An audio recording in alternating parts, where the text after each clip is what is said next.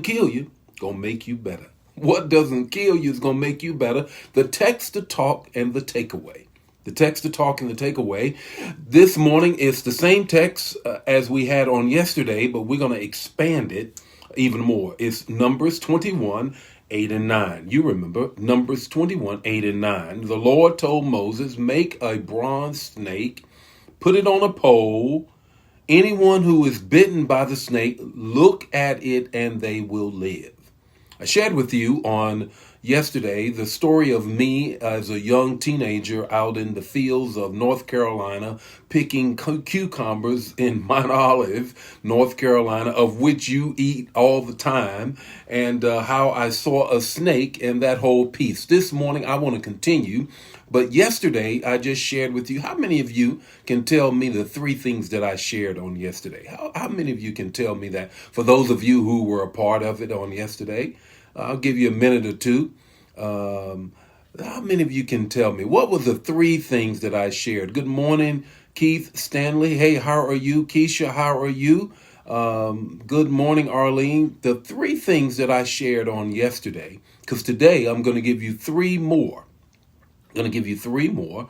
Diane, how are you on this morning? Diane Shelton, how are you on this morning?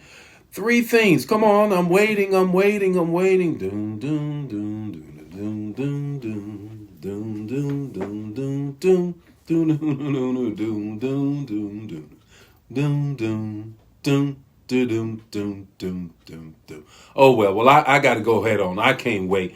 I got to get this word into y'all. Here's the three things that I shared on yesterday. Was this? I said, how do you survive a snake bite? The three things was you got to listen to your spirit. You have to, as somebody got it there, you have to learn from others, and you have to look to your leader. There, I finally see it. Okay, all right, you on it. Okay, hey, this morning is the text to talk and the takeaway. How do you survive a snake bite? Part 2, if it doesn't kill you, it's going to make you better. If it doesn't kill you, it's going to make you better. Let's expand this. We have Moses and the children of Israel in the wilderness. They have rebelled. They've talked against Moses and God. God gets upset about this whole thing, responds and punishes them with venomous snakes. Some scripture says fire snakes that bite them, many die. Okay, how we're going to expand it this morning is this. Here is the first thing that I need you to get in addition to this text. And that is, you survive by identifying its venom. You have to identify the snake's venom. What do you mean by that? In Genesis 3:13, it says this, that the serpent beguiled Eve. Beguiled Eve. What does that mean? That word beguiled means, it's an old King James Version word, but when you look at the Hebrew of it, it meant that he seduced her. Wow. Wow. He seduced her. Now, here's the interesting thing here. How is it that the serpent, Satan, seduces Eve when Adam is standing right beside her? Because if you remember, he's right there. He tells her, hey, take a bite out of this thing, out of disobedience. Don't eat from that tree. She does. She gives it to her husband. That means he's right there beside her.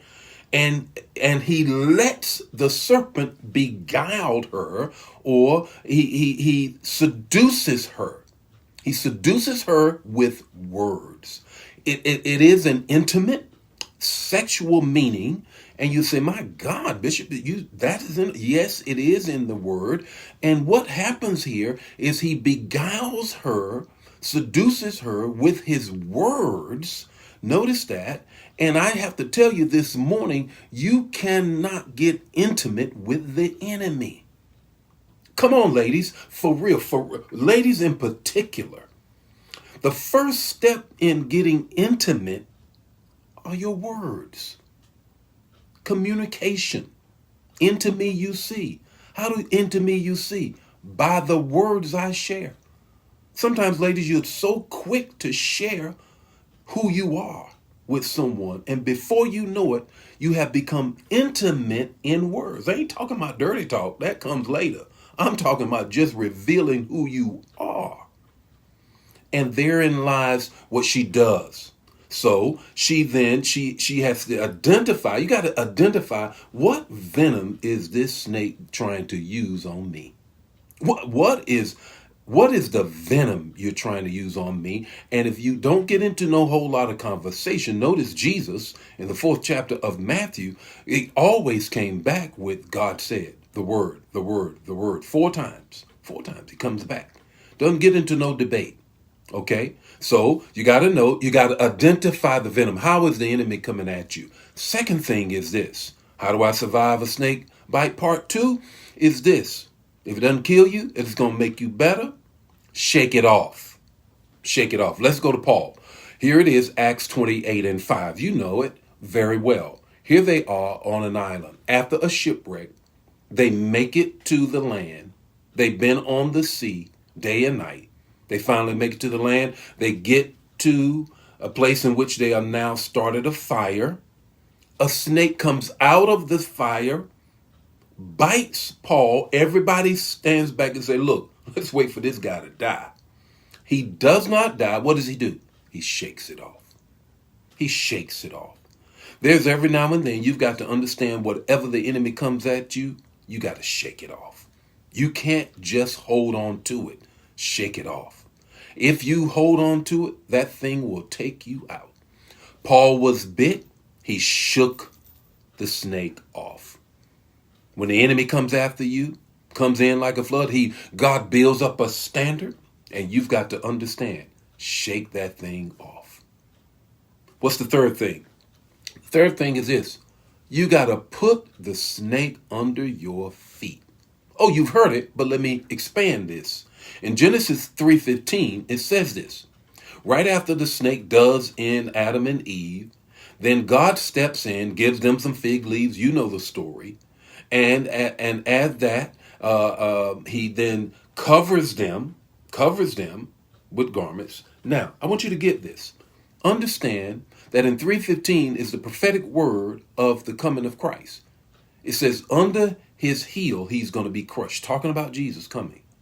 Now, here's the thing. You will never crush the enemy's head by yourself. You better call in reinforcements, the cavalry. You better call in Jesus. When you come against the enemy, the snake, to take you out, your recourse is Jesus Christ. Don't you try to crush a snake's head by yourself. No way. What's your takeaway this morning? What's your takeaway on this morning? Snake bite, get this, snake bites are survivable. But why? Find out. Resist the enemy and he'll flee from you. Snake bites, they are survivable. But why find out? James says, resist the enemy and he'll flee from you. The Lord be with you today. May his face shine upon you, give you peace. You already know what I'm going to ask you. Share this manna with one other person. Invite them. Do a watch party. And I'll see you tomorrow morning when we got open mic manna. And we're going to deal with what's going on as we get closer to the elections. God bless you. See you tomorrow morning with more morning manna. God bless you. Bye now.